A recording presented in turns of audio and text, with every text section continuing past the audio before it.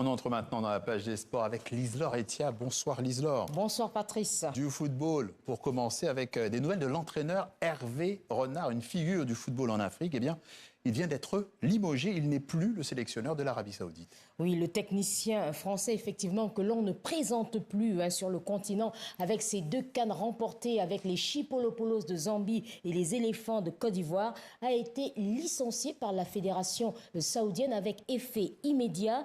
Un limogeage qui intervient à moins de 2 mois de la prochaine Coupe du Monde. Souvenez-vous, Hervé Renard avait permis à l'Arabie Saoudite de remporter une victoire historique lors du dernier mondial face à l'Argentine en 2024. Après avoir entraîné l'équipe féminine de football, l'équipe de France féminine, il avait repris la sélection saoudienne pour un contrat de 3 ans, et chez nos confrères de l'agence France-Presse, il a déclaré « C'est le football, l'Arabie Saoudite s'est qualifiée 7 fois à la Coupe du Monde, dont 2 fois avec moi, et il n'y a qu'un seul coach qui a fait les qualifications et la Coupe du Monde, c'est moi en 2022. Au moins, il y aura cette fierté. » Le retour des compétitions continentales avec la Coupe de la Confédération et l'élimination en demi-finale du CR Belouizdad. Oui, les Algériens avaient pris une mauvaise option au match aller battu 1-0 par le Zamalek. Les 2 équipes se sont séparées aujourd'hui sur un score vierge 0-0. Les Égyptiens se qualifient pour la finale grâce donc à la victoire obtenue il y a une semaine. Dimanche prochain, une autre équipe algérienne tentera d'arracher sa qualification en finale.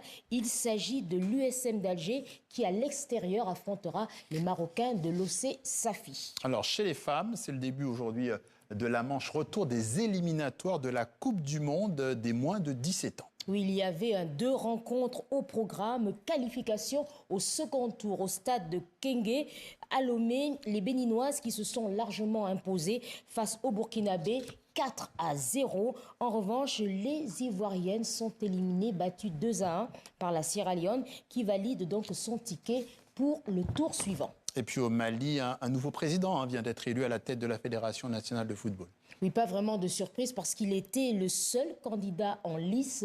Mahazou Baba Cissé a été élu hier pour 4 ans avec 69 voix sur 72. C'est un entrepreneur, il est le président d'un club, le FC Malikoura, et le promoteur de ABM Foot Academy. Alors, quel est son objectif principal? On l'écoute lors de sa première prise de parole après son élection. Notre premier engagement est très clair. Réconcilier la famille du football malien. Nous voulons rassembler, apaiser les tensions, dépasser les divergences et transformer nos différences en une force collective au service d'un objectif commun, bâtir une fédération crédible, forte et unie.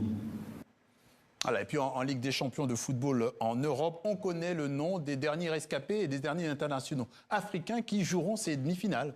Oui, alors on a le lion de l'Atlas, Achraf Hakimi, le lion de la Teranga, Ibrahim Ndiaye, et un autre lion de la Teranga, le Sénégalais Nicolas Jackson, et le Super Eagle Lokman Ademola. Et ce qui n'a pas échappé à certains médias, c'est que c'est les 4 équipes européennes qualifiées en demi-finale, le PSG, le Bayern, l'Atlético et Arsenal, ont tous sur leur maillot écrit « Visite Rwanda ». Effectivement, au Sénégal, le site ralima.com souligne la bonne vision du président Kagame qui, lui-même sur les réseaux sociaux, a applaudi les 4 équipes, toutes liées au programme de promotion touristique du Rwanda. Ce sont donc des partenariats, on peut le dire, gagnant-gagnant. Oui, de toute façon, pour lui, il a gagné quel que soit le cas de figure. Voilà. Merci Liselore. Merci. Et à demain. À demain.